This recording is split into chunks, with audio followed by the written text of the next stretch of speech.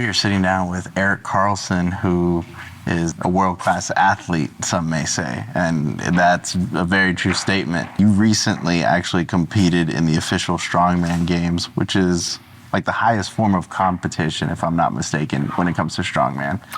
Yeah, it's pretty much one level below the Giant Slide, like pro circuit. Walk us through that whole experience on what it was like to get there. Honestly, it was a great experience overall.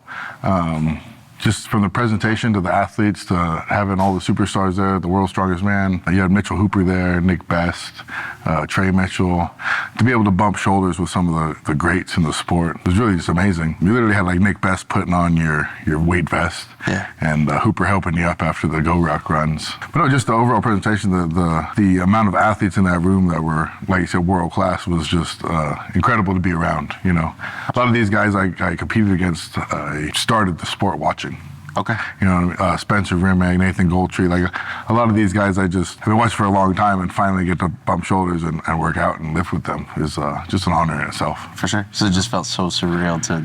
Yeah, just to be there, you know, just to be shooting the shit in the corner and hanging out. And yeah, I mean, like I said, some of these guys, I've been watching them for 6-7 years, just amazed at their strength. Yeah.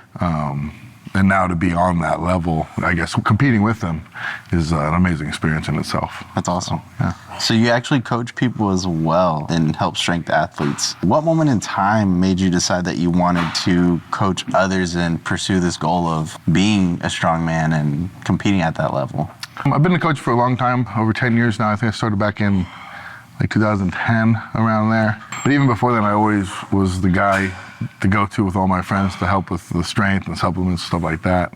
There's just a sense of reward seeing somebody learn something. Like even today in our class, we took someone that had never done a strongman before, taught him how to do log, and he fell in love with the sport. There's something really special about introducing someone to something that you love and helping them excel in it as well, I think. Yeah. It's a great example. And you know, just validation for myself was this past weekend we had 4 or 5 athletes up at the Battle Axe Showdown, which was a great show. That's awesome. Hosted by Derek Owens, always a great host. And one of my girls came out on first and overall female lifter. Nice. Which is and to get overall female lifter or male lifter, you have to win the most events, most firsts in a show, and it's something that I've always wanted myself. But honestly, I think I was more proud that Sarah got it than I would be if I got it myself. That's awesome. Just that moment is just like everything. And everybody placed well, and it's a great team experience, and it's very rewarding. Absolutely. Yeah. And with working with so many athletes, what do you feel that a lot of athletes neglect that they should actually incorporate into their programming? Oh man, probably just, I'm guilty of it myself, recovery, mobility work, prehab.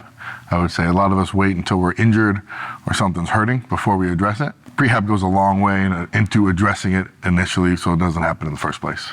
You know, a lot of athletes don't take their sleep seriously. You know, you're not getting 8+ hours of quality sleep. The food and nutrition might not be right.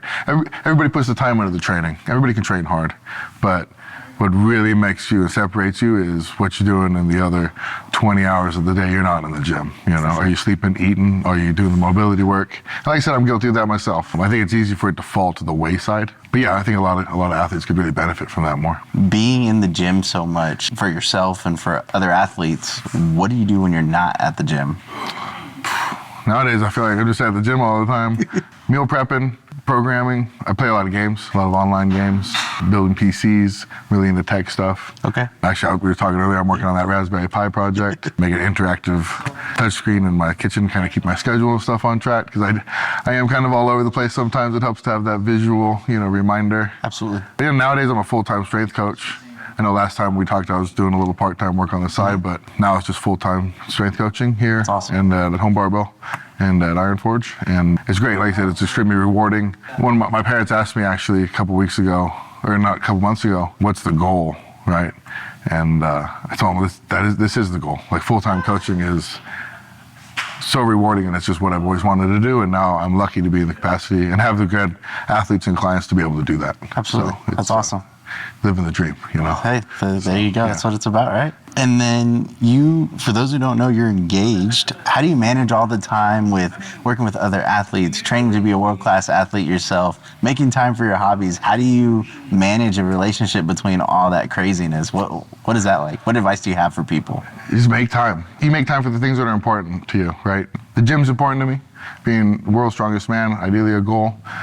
You make time for that, so make time for the people that are important for you too, you know. I am at the gym a lot.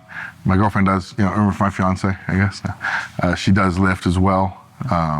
So we shared that. We actually met in the gym, so we share that in common a lot as well. We're actually about to start working out together again. Nice. Just helps to push each other, but just making time for each other. You know, we play a lot of games together. Okay. Actually, she's got a little.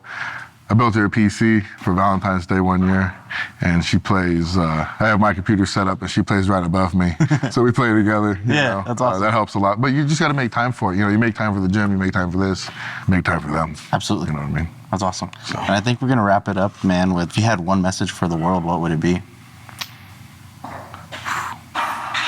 Just be a little kinder, you know?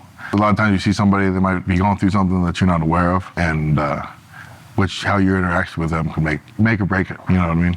Your encouragement or your words of disfavor could affect people more than they know, you know? For sure. It's just be aware, you know?